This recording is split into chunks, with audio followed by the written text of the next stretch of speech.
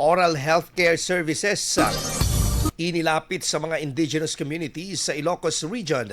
Para sa detalye, nagbabalik Idol Jam Victorio. 104.7 IFM. Report!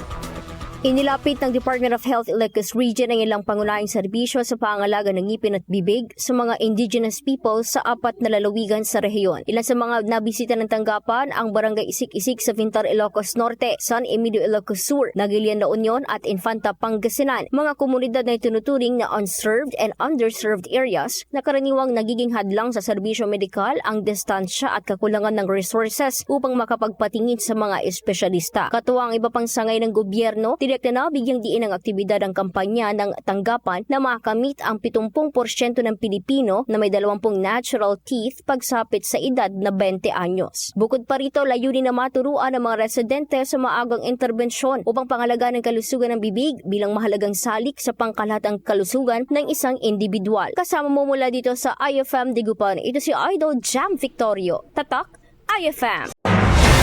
IFM News. IFM News. IFM News.